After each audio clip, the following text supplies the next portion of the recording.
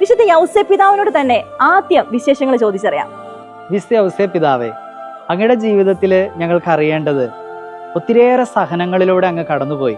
അതിനെല്ലാം അങ്ങ് അതിജീവിക്കുകയും സ്വർഗം അങ്ങേ ഏൽപ്പിച്ച ഓരോ ദൗത്യവും അങ്ങ് മനോഹരമായി പൂർത്തീകരിക്കുന്ന വിശുദ്ധ ബൈബിളിൽ ഞങ്ങൾ കാണുന്നുണ്ട്. എന്നാൽ ഇതിനൊന്നും ഒരു പ്രതിഫലം ലഭിക്കുന്നതായി ഞങ്ങൾ ബൈബിളിൽ വായിക്കുന്നില്ല. അതിനെങ്ങനെയാണ് അങ്ങ് അതിജീവിച്ച് ഞങ്ങൾക്കൊന്ന് പറഞ്ഞു തരാമോ? എനിക്ക് പ്രതിഫലമൊന്നും ലഭിച്ചിട്ടില്ലെന്നോ? എല്ലാവർക്കും അവരുടെ സഹനങ്ങൾക്ക് ശേഷമാണ് പ്രതിഫലം ലഭിക്കുന്നത്. പക്ഷെ എനിക്ക് പ്രതിഫലം ലഭിച്ചതിന് ശേഷമായിരുന്നു സഹനങ്ങൾ. എന്റെ പൊന്നു മോനായി എനിക്ക് ലഭിച്ചത് ദൈവത്തെ തന്നെയല്ലേ? അതിനും വലിയ പ്രതിഫലം വേറെ എന്തു വേണം? പരിശുദ്ധാത്മാവിൽ നിന്ന് മറിയം ഗർഭം ധരിച്ചത് ലോകരക്ഷകനെയാണെന്ന ദേവദൂതന്റെ അറിയിപ്പ് ഏതൊരു സഹനത്തെയും വിശ്വാസത്തോടെ നേരിടാനുള്ള വലിയ ദേവശക്തി എന്നിൽ നിറച്ചു. പിന്നെ എനിക്ക് കട്ട സപ്പോർട്ടായി കൂടെ നിൽക്കാൻ മറിയം എപ്പോഴും ഉണ്ടായല്ലോ. ലോകം മുഴുവനും നിത്യജീവന് അർഹരാകാൻ ഞങ്ങൾ ഒരുമിച്ച് ഞങ്ങളുടെ സഹനങ്ങൾ കാഴ്ചവെച്ചു. യുഗങ്ങൾ കാത്തിരുന്ന രക്ഷകനെ കയ്യിലെടുത്ത ഓരോ നിമിഷവും എന്നിൽ ഭയവും വിറയിലും ഒപ്പം ആഴമേറിയ വിശ്വാസവും ജനിപ്പിച്ചു.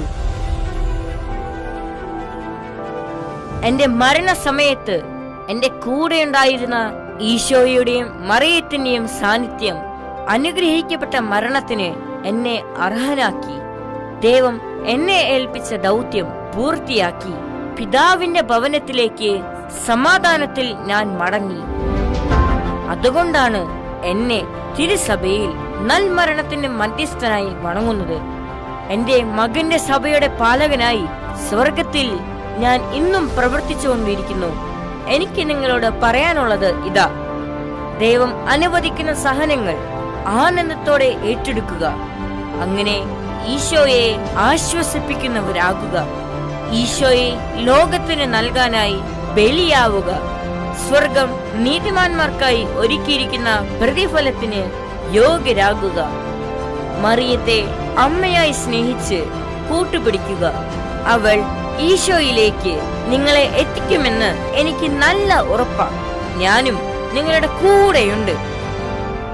മരണനേരത്ത് ഞങ്ങൾ നിങ്ങളുടെ അടുത്തേക്ക് വരും. ഇവിടേക്ക് സ്വർഗത്തിലേക്ക് നിങ്ങളെ കൂട്ടുകൊണ്ടുവരാൻ. വിശുദ്ധ യൗസേപ്പ് പിതാവേ, പിതാവിന്റെ ഈ വാക്കുകള് ഞങ്ങള് എന്നും ഹൃദയത്തിൽ സൂക്ഷിക്കും.